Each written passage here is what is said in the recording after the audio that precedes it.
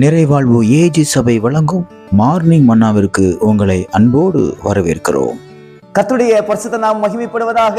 இந்த Christmas season, இந்த Christmas நாட்களிலே உங்களை சந்திப்பதில் மிகுந்த சந்தோஷம். எனக்கு அன்பான தேர்வு பிள்ளைகளே, இன்னும் ஒரு நாள் இருக்குது கிறிஸ்துமஸுக்கு, இல்லை இன்னும் 2 நாள் இருக்குதுன்னு கவுண்ட் பண்ணிட்டே இருக்கீங்களா? இன்னைக்கு கர்த்தர் உங்க கூட பேசுகிறார். ஆமென். மத்தேயு சுவிசேஷம் 1ஆம் அதிகாரம் 23வது வசனத்தை நான் உங்களுக்காக வாசிக்கிறேன். இம்மானுவேல் என்பதற்கு தேவன் நம்மோடு இருக்கிறார் என்று அர்த்தமா. இந்த வார்த்தையை இந்த நாட்களை நீங்க அடிக்கடி கேட்டுட்டே இருப்பீங்க. Immanuel, Immanuel, Emmanuel.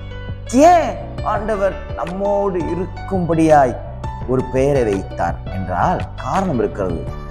இழந்து போன உறவை, ஆதாம் ஏவாளையும் மனிதனை உண்டாக்குவதனுடைய முக்கியமான காரியத்தையும் தேவன் எதற்காக உருவாக்கினாரோ அதை மனிதன் இழந்து போனார்.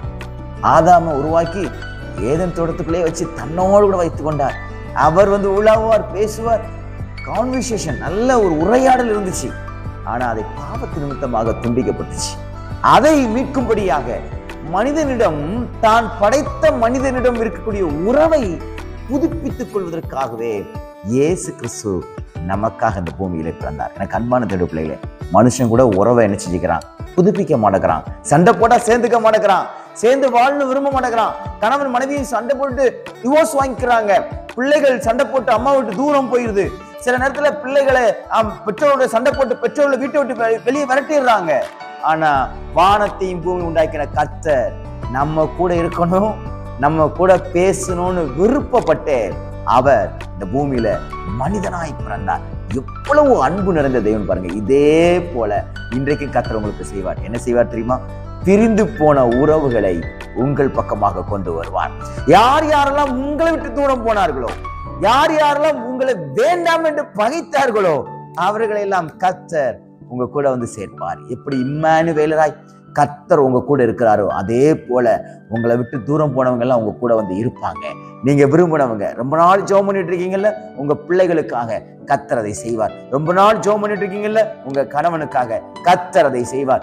ரொம்ப நாள் ஜெபம் பண்ணிட்டு இருக்கீங்கல்ல, சில உறவினர்களுக்காக கர்த்தர் அதை செய்வார். தேவன் பிரிந்து போன, இழந்து போன, விட்டு போன எல்லா உறவுகளையும் இந்த நாட்களில் அவர் சீர்படுத்துவாராக, ஸ்திரப்படுத்துவாராக, இணைத்து உங்களுக்குள்ள ஒரு பெரிய சந்தோஷத்தை கொடுப்பாராக. அப்படிதானே? இழந்து போனவங்களை நம்ம பெற்றுக்கணும்னா எவ்வளவு சந்தோஷமா இருக்கும் இல்லையா? அவங்க நம்மளோட தூரம் போயிருப்பாங்க. ஐயோ, அவங்க நம்மளோட தூரம் போறாங்களேன்னு ரொம்ப ஏங்கிருப்போம். அவங்களே நம்ம கூட பேசும்போது, அவங்களே நம்ம கூட ரொம்ப உறவு கொண்டாடும் போது எவ்வளவு சந்தோஷமா இருக்கும். அதே ஹாப்பினஸை உங்களுக்கு கொடுப்பார். அந்த ஹாப்பி, இந்த ஜாய் உங்க வாழ்க்கையில் இன்னைக்கு உண்டாகும். பயப்படாதீங்க. எப்படி கர்த்தர் இம்மானுவேலராய் நம்ம கூட இருக்கிறாரோ, அதே போல நம்மோடு இருக்க ஆட்களை கர்த்தர் திருப்பி கொண்டு வருவார். இந்த நாள் ஒரு சமாதானத்தின் நாளாக, ஒரு சந்தோஷத்தின் நாளாக தேவன் உங்களுக்கு மாற்றி கொடுப்பாராங்க. God bless you.